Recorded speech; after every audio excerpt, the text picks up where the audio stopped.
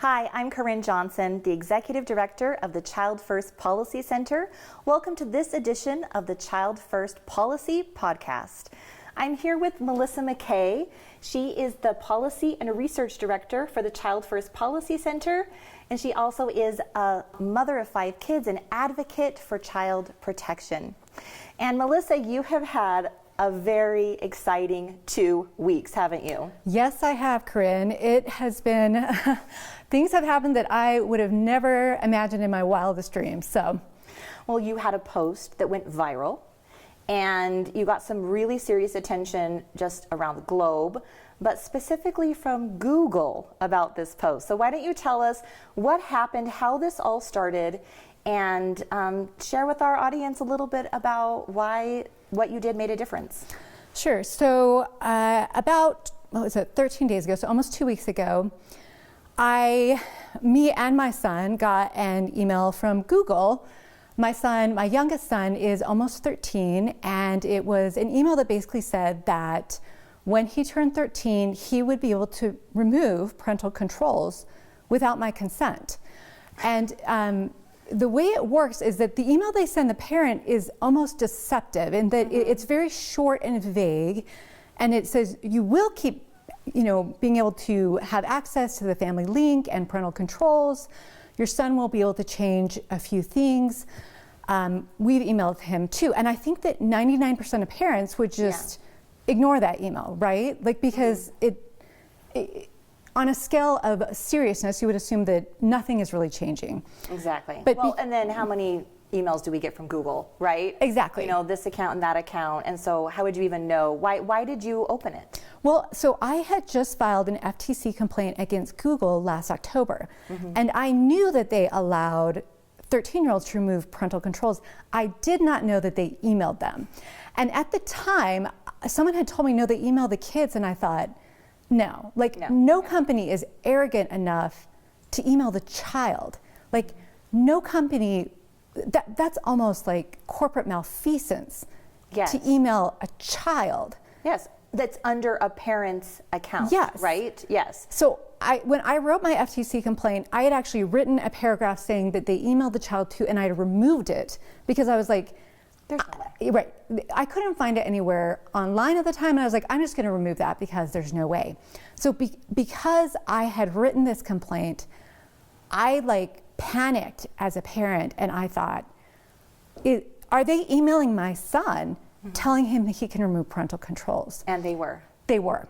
So I go up and I check his email inbox, and unlike a parent's, kids don't have anything going on in their inbox, right? So if Google emails them, they're reading that entire email, right? And they're gonna follow all the hyperlinks. So you clicked on the hyperlink in the kid's email, and it takes them to this other web page that describes in detail how to remove parental controls without parental consent. Wow. Yes. So step-by-step instructions from Google to your child on how to remove parental authority. Yes. Like an automatic disconnect between your role as a parent to watch over, protect, and keep your child safeguarded, right there from Google. From Google. That is amazing. It felt like an online kidnapping when I read the email. Exactly. You are taking my child from me. And it even had a provision in there where if I didn't remove my credit card, it was going to be locked in his wallet. And they're kidnapping my child plus my credit Plus your money. Well, we all know the danger that a teenage kid can do when they have access to mom and dad's credit card. I mean, the accidental Roblox purchases my children made one time. I mean, that was it. Roblox was already, limited, but that was it. It was over. We're like, we're done here. Because they do not have the ability as a child to navigate those purchases, self-control, but to be able to navigate the internet without your supervision as a parent, that is extremely dangerous to children. Yeah, it's so dangerous and just inappropriate. I think that, so at the time when I read the email to my son, I was shaking. I was almost panicking because I just thought, even if you delete the email, there's ways for them to just always find that page online and remove parental controls. They had something called graduation, where kids were graduating from parental controls. At 13. They make it sound like a celebration and like a child empowerment thing. So I mean, I opened my LinkedIn, I popped off a post in like 15 minutes. I was angry, I was scared, and I just thought, I don't know if anyone's gonna hear this. Like I was like, I only had like 400 followers or something, and I thought maybe 300 other people will see this, and I can try to contact Google and get them to change something. But at the time, I just felt so disempowered and frustrated, and the post ended up blowing up. How many views are we at? I wasn't the only one who posted on it. So on LinkedIn, I have over 400,000 views, but somebody else posted it on Twitter. That one has over 1.5 million views. And then someone posted it on Instagram that has over 1 million views there. So it just... So we're millions of views. Millions of views. On this email. So I got it. Yeah. I open up my Instagram and I'm like, Melissa, and then we get on our group thread for Child First Policy Center, and this thing is blowing up. It was fast, and all of it, everyone's seeing it around the world. So you have people who are watching this happening. Yes, Julie Inman, who is the Australian Safety Commissioner, was one of the first people to like my post. Amazing. And then I had people repost it from all over the world. India, Brazil, everywhere in Europe, Germany. So people saw this at the same time all over the world. And it was kind of this mass wake-up call. Like, these companies are trying to integrate with our children and take over the parent role. Yes. And that's inappropriate. And I think for a long time, people didn't know that they could even question it because they frame it almost like a legal issue. Legally, we are allowed to have access to your child starting at age 13. Yes. But because I've done enough research, I know that they're using a 25-year-old privacy law called the Children's Online Privacy Protection Act that doesn't say that. It doesn't say anything that they pretend that it's saying. That does have a 13-year-old cutoff, but it's for data collection, parental consent for data collection. Yes, that's different than access to your child. Different than access, different than legal consent, different than all of these other things that they're pretending it means. So I immediately started to have tech apologists attack my post and say, oh no, they have to do this. This is just a legal notification to children. Like, don't be so hard on them. Somebody called it rage bait. No, this is like moms watching out for their kids. Right. This is normal every day. I mean, all of us instinctively want to protect our children. And when anyone, Google, they come after that special bond between a parent and a child, yes, we're going to take action. Yes. Did you ever think that your action would lead to some sort of change from this? No, I mean, I saw it blowing up. I went to bed. I mean, I think I had a few thousand posts when I looked at it when I went to bed. By the time that I had woken up, there was 100,000 views. Yeah. And then that second day, I got an additional 150,000 views. So I think everyone was just realizing this was blowing up, and then all of the newspapers started to ask Google for comment. And so Google's whole PR system is like, oh, they're running around like a chicken with its head cut off. Like, what do we do? It's like, how do we defend the indefensible? Yes. So they kind of held off. I know that they gave some kind of press release statements, and then they just went quiet for like 24 hours, and then they released. Their head of public policy released a statement on LinkedIn saying that this was a pre-planned change and this would no longer be happening very shortly. That they would no longer allow children to remove parental controls without consent. Without parental consent. Yes. But that it was pre-planned. Pre-planned. What do we think about that, Melissa? I mean, I think that they're planning on removing that type of control. I think that they were trying to say that we're not changing this because a LinkedIn post blew up. We're changing this because we were already planning on that, which, I mean, as long as they changed it, they can pretend that it was pre-planned. I don't care. Like, I'm just happy that they made the policy change. Absolutely. So. I agree with that. We are happy to see the policy change. But I do think this does go to this deeper reality. And what we're trying to do at the Child First Policy Center is that when parents do get involved, when parents step up into these roles, and we call out big tech, and we reassert our intrinsic rights to make sure we're in charge of our children, especially in this digital age where everything is so harmful to our kids, that that is extremely powerful. Yes. And I think that scares big tech. And I think you 100%. scared them to death, Melissa. And I think this is just the beginning. Yes. I actually love the Times.com article that came out on you. And I know you did a bunch of interviews and there's a ton of news articles on this, but the headline of that article, I absolutely loved it. Because it said, Google messed with the wrong mom.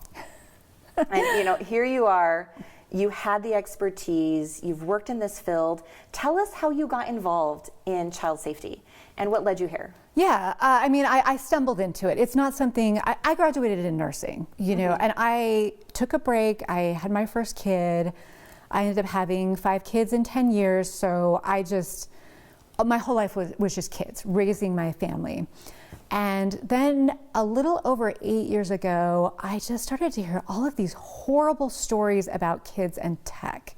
I mean, even my own kids. My son was first exposed to a pornography on a school-issued iPad when he was like in 4th grade.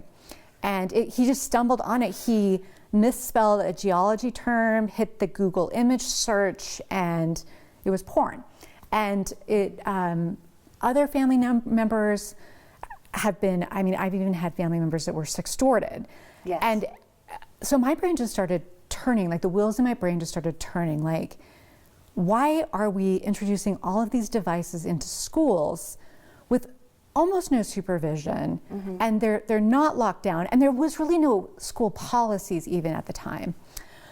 So back in 2017, the first bill I think I got involved with was a school policy, like education bill about pornography and sexting and consent, because I was like, at least we need to have education. Exactly. Parents don't know that their kids are stumbling on this Right. on a school-issued device. I mean, we assume that the education system is taking care of our kids. Exactly. Right? That's just something we assume. Right. Parents who lock down their technology so tightly at home and don't give their kids devices, they step on the school bus and into the school grounds, and that's just all gone. Yep. So that was the first bill I did. And about 6 months later, I was like, I don't think education is the answer. Like, these children's brains are so underdeveloped, and you hand them this technology that was created by the smartest engineers in the world, and it's a child versus a $1 trillion company. Yeah. And something inside me just said, there's more that needs to be done here. You might want to look into this. So I started, you know, looking at my own device and the parental controls and what was wrong, and you know, where were the holes? Why were kids getting exposed? And what I found was shocking. It was like the Wild West. App stores are the Wild West. Yes. The app age ratings are declared by the developers themselves, who have an incentive to misrepresent. Yes, I didn't realize this. I assumed that app store ratings were done the same way television and movies and games are rated, where there's an outside external group that's reviewing the content and then applying an age rating. And when we met and we started working on these issues, I was absolutely blown away. And I think most parents think that those ratings actually mean something. Yeah. Well, the way that they do it, Google offloads their rating to a company called IARC, the International Associated Ratings Group or something, but it's a 2-minute survey that developers come in and they just fill out and they immediately get a rating. Yeah, they're rating themselves. Rating themselves. Exactly. So Apple has they'll give it like 10 minutes of human moderation, but then once the rating is locked in, like you saw this with Grok, it's rated safe for 13-year-olds, and it had like a nudifying technology, right? So people all over the world were asking Apple and Google to pull Grok. Like it's breaking your terms of service, it's misrated, it's harming children and women. Like, pull it out of your app store. And they did nothing. Yeah. Like, if they're not even regulating their apps according to their own terms of service, how can we expect them to protect children? We Absolutely. can't. What else did you find? The parental controls are, it's just one big ridiculous facade, I would say. I mean, there's so many backdoors and there's so many loopholes. It takes like 25 steps to set up, and even if you set it up perfectly, your kid can get it around it very easily. Oh, I know that. I'm here because I have a daughter who broke through all of her iPhone controls. And we thought we did it right, gave her the iPhone, set up the parent consents.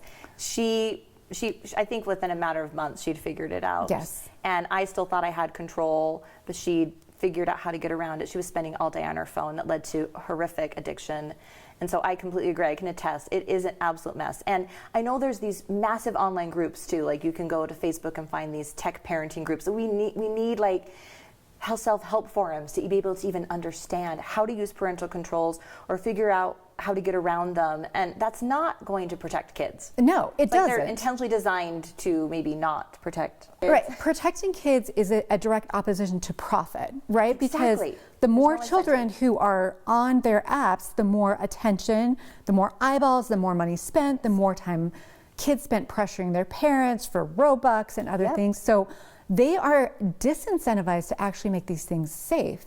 And they are incentivized to misrepresent how safe they are, right? And this whole time they always say, oh, the answer is more education. Like the answer is, basically all these things that will never work because systemically they're not even following the law. Like deceptive advertising laws, they're breaking. If you're misrepresenting the safety of an app, if they're misrepresenting the fact that that app has back doors, all of these things, this is a deceptive advertising issue. If they're not legally following underage contract law, if they're trying to bind minors to these terms of service agreements, this is contracting now. This isn't even like personal choice or like, an education issue. We're talking about serious legal issues, violations of the Children's Online Privacy Protection Act. We're talking about the fact that they're creating millions of contracts every day in the app stores, but they don't have age verification. Exactly. Like, how does that even work? If app stores were a bank or a title company, they would have been shut down 15 years ago. Yes. And the fact that we are putting up with it, like this is normal, like that's the craziest thing of all. Well, and then it gets put on us. If your child, gets addicted to social media, if your child finds harmful content on the phone, well then as a parent, you should have done a better job. Yeah, right. Exactly. You should have delayed the phone, or you should have not handed it to them, or you should have made sure that the controls were there, or why aren't you monitoring their apps 24/7? And that is so frustrating as a parent to fight a $1 trillion industry that is incentivized by our children's attention on those devices. Yes. So you see all these problems. We know this exists. So what was the solution that you came to? Sure, that's a great question.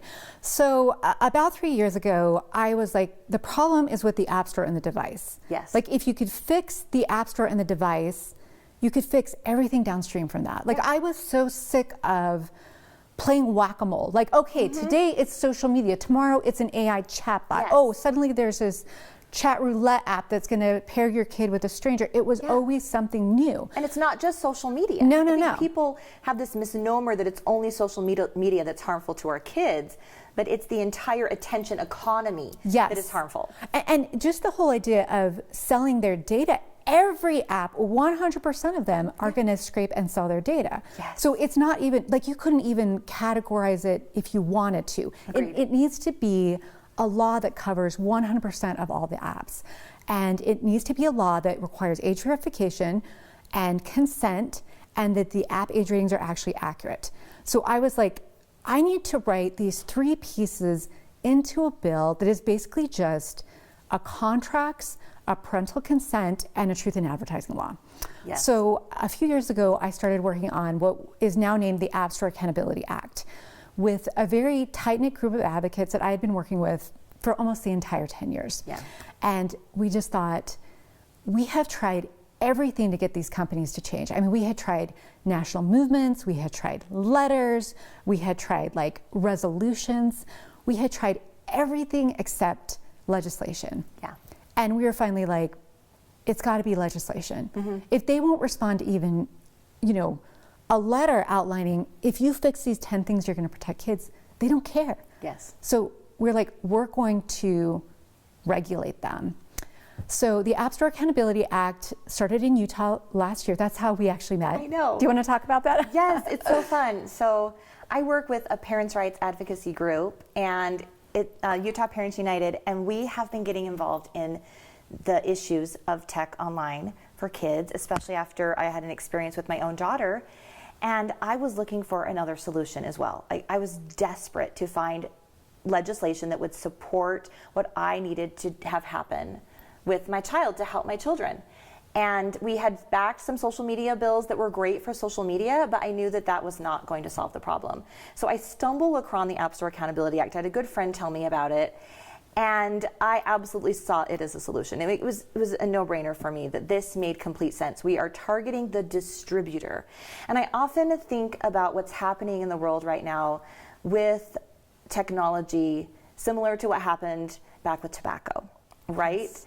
It was just, everybody smoked, then suddenly we found all of these harms that were happening, but everybody did it, so how do we do it? We eventually had to regulate it, and we regulated it through distribution. Yes. And I'm like, this makes sense. So I began working on some contracts to support the App Store Accountability Act, and then we met each other at this dinner, and it was amazing. We're like, wait a second, we both live in Utah, we both have 5 children, we both have personal experiences that have drawn us to this fight. We're working on the same bill. It was your bill. Yes. We never even met. Yeah. So I think it was meant to be. Absolute fate that we found ourselves there. And then we got to fight this battle in Utah. It was amazing last session. Oh, and I'll just talk a little bit about that. Yes. When we dropped the bill, I first thought, nobody's going to oppose this bill. Who's going to oppose accurate app age ratings, parental consent for kids under 18, and age verification that is basically based on information the App Store already has? Yes. The credit card and the digital wallet, or age attestation for, parents can say, my kid is 15 or 14. I was like, everyone's going to love this. It's going to be great. Like, no.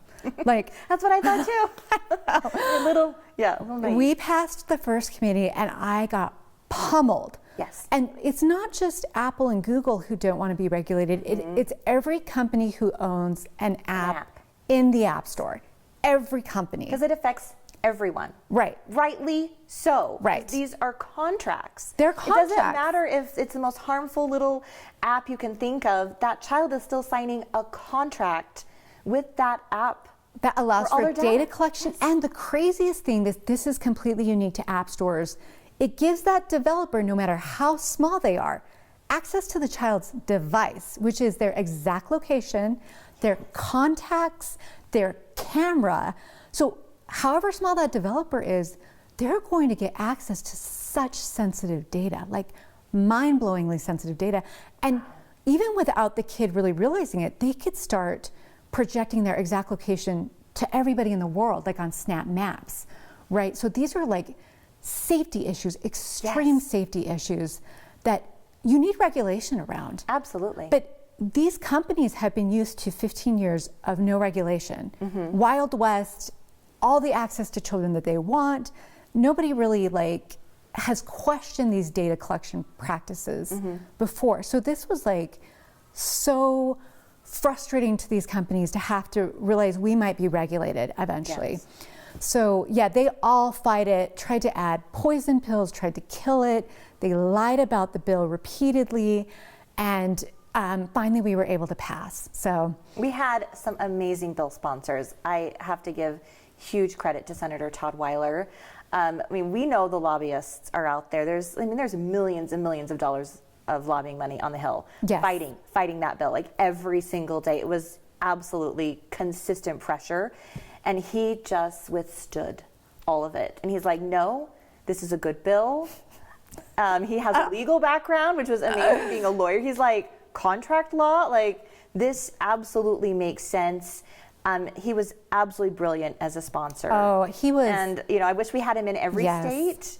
That he got it, he saw it, and Utah passed an absolutely clean version because of your efforts and Todd Weiler's efforts, and Jim Dunnigan in the House did an amazing job. They all came after him, and he also made sure that bill did not have any changes that would poison pill it all the way through the session. Yes. So it was really an amazing thing to see those bill sponsors do that. And this is actually really unique to Utah and why we started the Child First Policy Center. Exactly. Because other states don't work like Utah necessarily, right? Utah has this bond where all of the legislators are like, we're not going to let tech have Utah kids. Exactly. We don't care how much money they throw at us. We don't care what they're promising us. Utah's children are our most important priority. Absolutely. And so if you can get a bill passed here in Utah first, Yes. you can get it passed clean, and then other states will follow. So that's the whole purpose of Child First Policy Center. Exactly. And working with you on this legislation showed this beautiful pattern of being able to start something in Utah and then push it out to the nation. So tell us where we're at with the App Store Accountability Act. On the federal level, the national level, what are we doing? Yeah, so we have a bill introduced federally, and as you know, we haven't had any child safety laws passed in Congress for 25 years. Ridiculous. And Melissa, we have to fix this. Yes, so we're happy to get introduced, but the states is where it's at. That's Agreed. where the action happens. So the App Store Accountability Act passed in 3 states last year, and it will be in 20 states, at least 20 states, for the 2026 legislative session. That's amazing. And every single child and every single parent deserves these common sense solutions Yes. to access. I mean, that's really what it is. We are looking at our children have too much access, and we need to find a way to solve that problem. And, we're going to circle all the way back to how you got started, tech in schools, Yes. right? Because that has become the new Wild West. We're realizing that now more and more. If it's 2017 when you saw these issues, I mean, look how tech has blown up. And here we are post-COVID, where now there's a 1-to-1 device ratio, and almost every child across the nation has access to a laptop or an iPad on their desk. And so we're gonna look at that issue here in Utah this year, right? This is going to be our new place we're going to start, and we've got the SAFE Act and the Balance Act. Yep, and we're going to get it passed here, and then we're going to take it nationally. Absolutely. Well, I'm so grateful to have you here for this conversation today. It's an honor that we get to work together, and we get to take the Child First Policy Center work here in Utah and spread it across the nation so that every child is always put first in every system, in every law, and that we hold big tech accountable for what they do to our kids. So we'll see you guys again soon. Thanks for joining us. Thanks for joining.